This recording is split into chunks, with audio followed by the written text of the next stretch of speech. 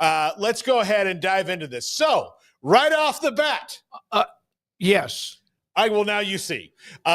You can see how there are I did. 4 green lines. There are four green highlighted lines, picks. 4 green lines and highlighted picks. So I got 4 right for sure, and there's one we'll talk about with partial credit. So, number 1, nailed it. I mean, who else got this right? Cameron Ward. This was the hardest one to pick because you never know what could happen. Cam Ward got that one right. All right. Keep that up, Garrett. Keep it up. But this is what we're going to do, Paul. So, why don't you get credit for number 2? Well, because it wasn't right and it wasn't the right team. You're right. Yeah. So he picked Abdul Carter, Cleveland. Garrett? I love that sound. I mean, okay. I can't wait to hear that. We're going to get tired of it, aren't we, Paul? You're going to get tired of it. That pick was Travis Hunter to Jacksonville. Okay. So, all right. So pick number 3, I had Shadur Sanders. Dear God. This one I am off by at least 30. At least 30. And then I picked Travis Hunter at 4 to the Patriots. Yeah. That one was so angry. Where's the red? No. We can't go on. I need the red X. I got to have it, please. It just looks good. There we go. Reminds me of some of those daytime shows. Yeah. Okay. I feel like I'm on Family Feud. Pressure Luck or Family Feud. Yeah. Okay. Then this one, I think I should get partial credit for because I nailed the number of pick and the guy, just not the team. So I don't think I should get a buzzer for this one. I think you should. Garrett? I'll let him slide. Oh, I think you get partial credit for that. Yeah. It's kind of like Houston with Matthew Golden. Partial credit. Yeah. I think you get partial credit. I mean, you got 2/3 of it right. The spot, the player, you just got the team wrong. And I mean, that's why like trades just, I mean, there's never going to be a perfect mock draft unless there's just there's never a trade because it's impossible to predict those things for the most part. So yeah, I'd say you get partial credit for that one. Then here's I thought when this happening, okay, well, we got through the first wave of that. I got Mason Graham right. So last night I started feeling good about myself. Then I get 2 just ding, ding right off. Boom. Ashton Genty to the Raiders, which broke my heart. And 2, then Armand Membu to the Jets. Bam. Nailed it. You're doing pretty good. You're 3.5 and 3.5. There's a microphone. I know. I'm just. You're 3.5 and 3.5 through 7 picks. Yeah. Good. I think Genty and the story about him being at the casino for media day. I mean, to have that all come full circle, that's pretty cool. I mean, we were out there, and the day after that night, I think it was last year. Yeah. So that's pretty cool that he went from, a handful of people or whatever it was, and him sitting by himself to, I mean, now they'll have a big draft party. I'm sure he's already being toured around all the casinos, and I guess to stay out west for the most part. So I thought that was awesome for him and kind of a cool full circle moment. The old barn cat, go K-State, said wrong is wrong. Hey, yeah, if you're, I can understand that sentiment. I think in the eye of the beholder. So you will not let him slide. Others will. So we're at 4 or 4.5. We're not getting any better than that. That's the point, though. So this is. I have one more coming, but this one here is bad. This one here is bad. Will Johnson, I've missed by at least 24 picks. There you go. Thank you. And the red butter. Yep. All right. He's got a knee issue every time for all the number of picks he's off, Garrett. So do it 24 times. Now, the thing about Will Johnson, which I love watching him play, obviously part of that stingy defense at Michigan, especially 2 years ago, but that he has some issues they're concerned about knee structure. And so that's why he fell out of the entire first round. Yeah. All right. Now, I did get the position right on this one, but that doesn't matter. Will Campbell is already gone. I missed him by now -5 picks. So that was bad. The Patriots took him at 4. It wasn't good. Okay. Then I thought, you know what? Ashton Genty's gone. The Bears aren't going to reach for Amari and Hampton at this spot. I thought Cole Kmet was kind of the tight end. I forgot Ben Johnson likes to run everything out of 12 personnel if he can a lot of the time. And they took Colston Loveland, who I had going a full 12 picks after this. I took Jalen Walker here 2 picks early. So, yep. Okay. Then I had they wound up taking Colston Loveland, and the Saints took. I didn't even say who they picked. The Panthers took Tetero McMillan, broke my heart again. The Saints took Kelvin Banks, and the Bears took Colston Loveland.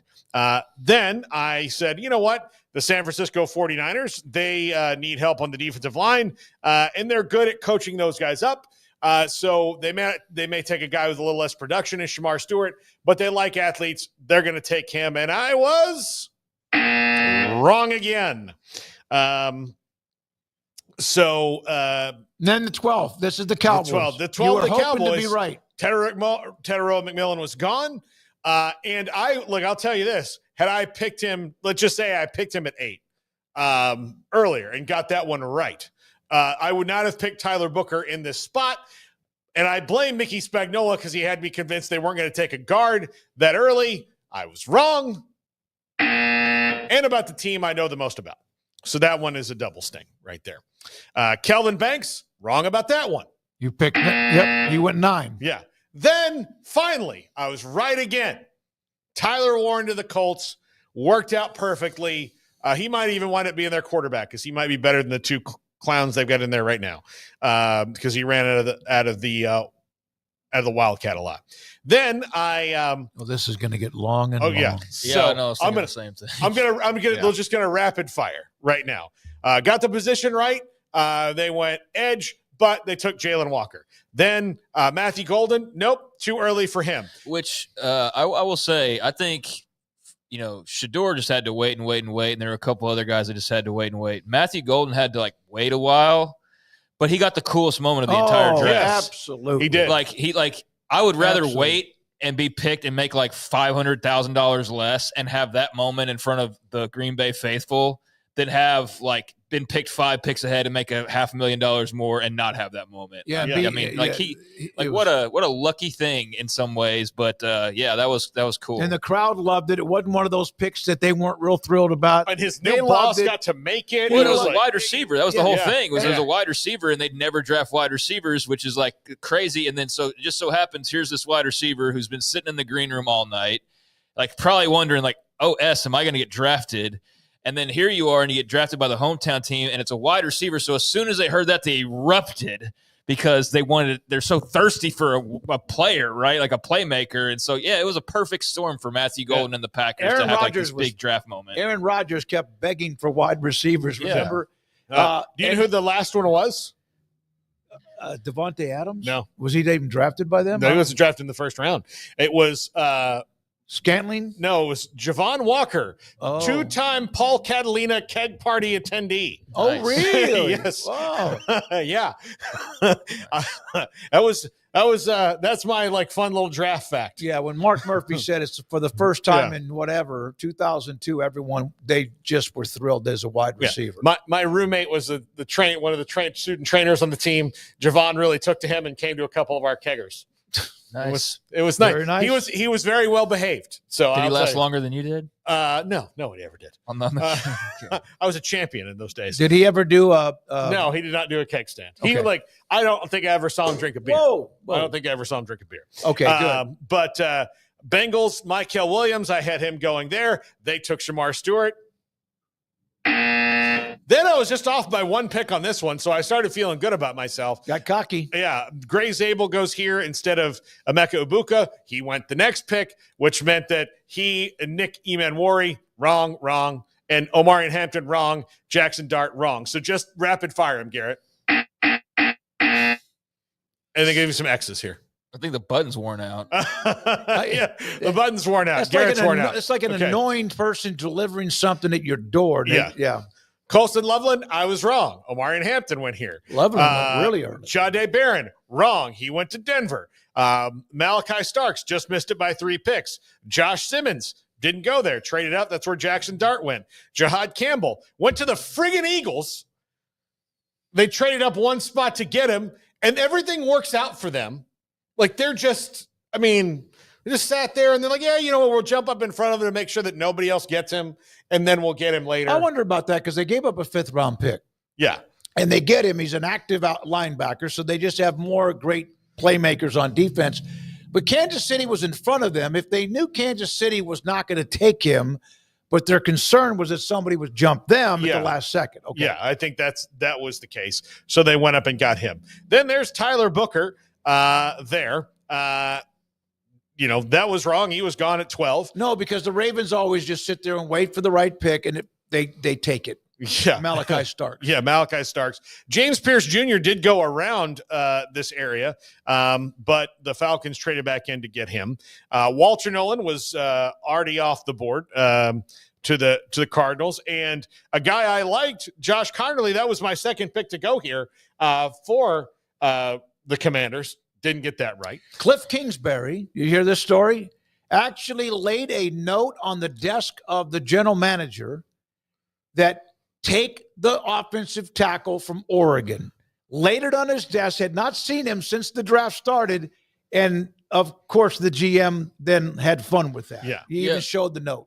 Well, I mean, it's not super exciting when you're drafting offensive linemen all the time, but when you know it's a guy who's going to protect your all-star quarterback, it definitely makes it a lot easier to swallow. When you'd love to see flashy players, but you need to protect the flashiest player that you have and the whole cornerstone of the franchise. So it made sense to draft him. Everybody seemed to like the pick. Like they felt like he was a guy that dropped, if anything. And at this point, I'll trust their draft strategy because it worked out really well a year ago. And it's at least nice to feel like you have competent people who are making the picks for the team you root for. So that's been a new feeling these last couple of years, but man, I love it. It's been a long time since I've actually been confident in their draft moves and actually going like, oh wow, they look like they made a pretty good pick there. That's great. Yeah.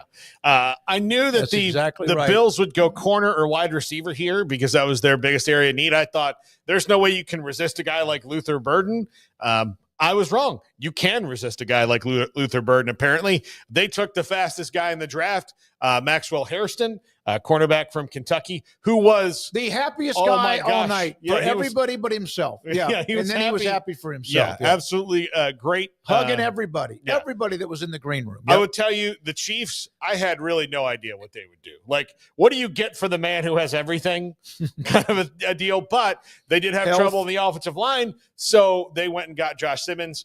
Nick Scorton, who I think is better, actually, than Shamar Stewart, still on the board, as where Shamar Stewart's off to Cincinnati. And then my last pick was my only trade I predicted because I'm a super smart guy. I picked Tyler Shuck coming back in. I don't think he gets past the Saints, who have the 9th pick in the second round tonight, but we'll see. And I posted my 2nd and 3rd round predictions with no trades, because that's even harder to predict. Because you're a glutton for Twitter. punishment. Yeah, just go ahead and say it. We're not going to grade those, but there is my draft. I got 4. So Craig wins. And I get partial credit to keep me out of detention. Emery was 2nd. Yeah, but for comparison's sake, Garrett, we have the other. So can you read these off? We did this. So we did 3 other draft experts: Mel Kiper, Matt Miller, and Dane Brugler. Is Mel Kiper any more an expert after last night? I've been wondering the same thing. So you say that, but Mel Kiper had how many right? So Kiper had 12. Okay. Kiper had 12 right. Dane Brugler had 6. Wow. And Matt Miller had 9. Yeah. Okay. So Paul wasn't terribly terrible. Yeah. Yeah, Dane Brugler is probably the most respected out of those. I mean, I definitely think he's probably the most respected out of those 3. But yeah, I mean, that's I like your enthusiasm for it, and you obviously enjoyed doing that. And a lot of people love this time of year. Last night was certainly interesting, and so I'm looking forward to watching tonight. And then I know tomorrow there will be a severe drop off because as much as you love it, like, man, the day drags on and there's just so many names and it's crazy. So tonight we'll have the rest of like the kind of the meat of the star names and all of that. So yeah, I'm looking forward to it. Nicely done, Paul, even though it wasn't completely you put yourself out accurate. there. Yeah, I mean, good try. And I'll say